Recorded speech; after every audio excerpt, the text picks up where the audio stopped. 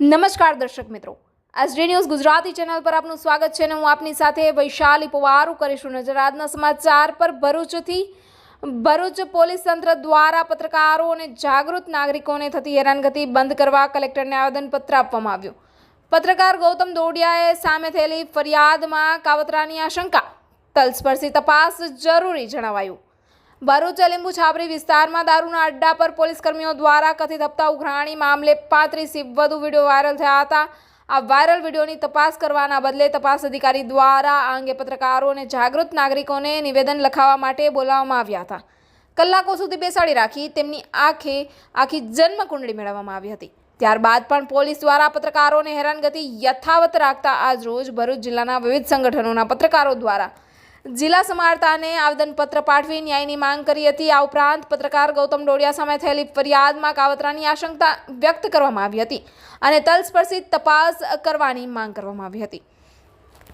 આગળ વાત કરીએ તો અલગ અલગ માધ્યમોમાં વર્ષોથી જોડાયેલા પત્રકારો દ્વારા આજરોજ જિલ્લા કલેક્ટરને આવેદનપત્ર પાઠવવામાં આવ્યું હતું। આવેદનપત્રમાં જણાવ્યા અનુસાર પોલીસના કથિત હપ્તા ઉઘરાણી મામલે સમાચાર પ્રસિદ્ધ કર્યા બાદ જિલ્લા પોલીસ તંત્ર દ્વારા વાયરલ વિડીયોમાં કોણ છે તેની તપાસ કરવાના બદલે સમાચારો પ્રસિદ્ધ કરનાર પત્રકારો અને જાગૃત નાગરિકોને નિવેદન લખાવવા માટે બોલાવ્યા હતા। વારે ઘડીએ નોટિસો મોકલી કલાકો સુધી બેસાડી રાખી તેમની જન્મકુંડળી લેવામાં આવી હતી। પોલીસ તંત્ર દ્વારા પત્રકાર દિનેશ મકવાણા, ગૌતમ દોડિયા અને જાગૃત નાગરિક સેજલ દેસાઈને નિવેદન લેવા માટે બોલાવાયા હતા। એટલેથી અટકતા નહીં, પોલીસ તંત્રની આવી નીતિ અંગે સમાચાર લખનાર પત્રકાર ગૌતમ દોડિયાને 4 વખત નોટિસ પણ મોકલવામાં આવી હતી।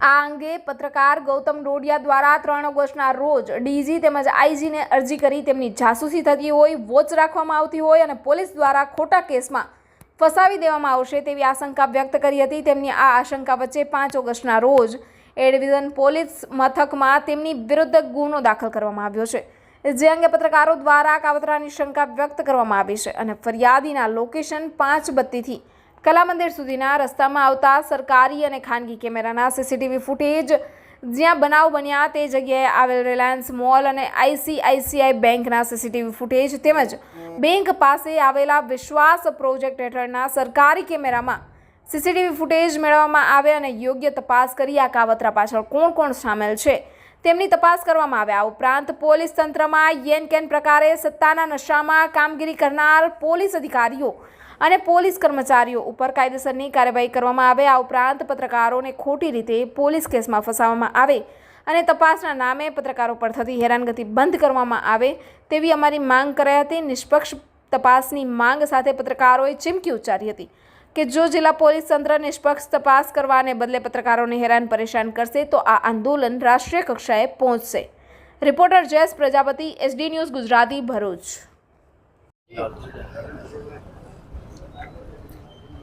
આજરોજ ભરૂચ જિલ્લાના તમામ પત્રકારો એકત્ર થઈ કલેક્ટર ઓફિસ ખાતે પહોંચ્યા છે।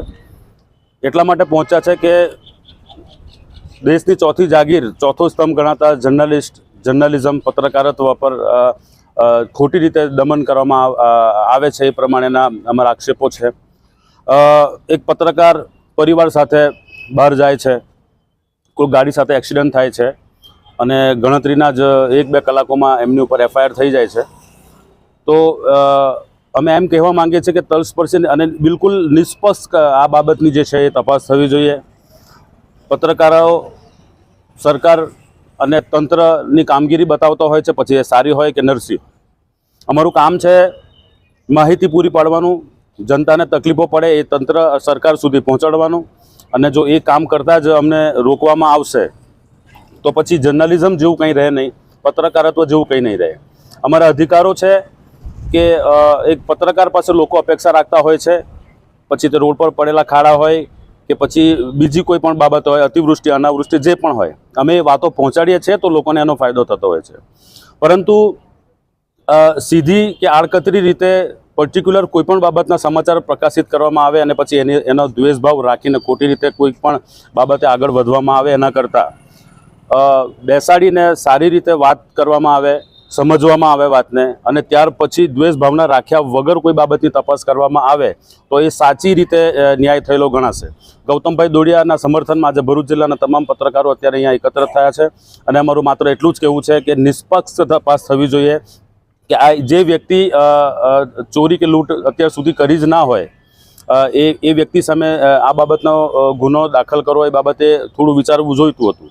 અને હજી પણ સમય છે કે એ બાબતે ફરી એકવાર વિચાર કરવામાં આવે અને તપાસ વ્યવસ્થિત રીતે કરવામાં આવે, એકબીજાના જવાબો સારી રીતે લેવામાં આવે અને આ જે FIR થયું છે એને રદ કરવામાં આવે એવી અમારી માંગ છે.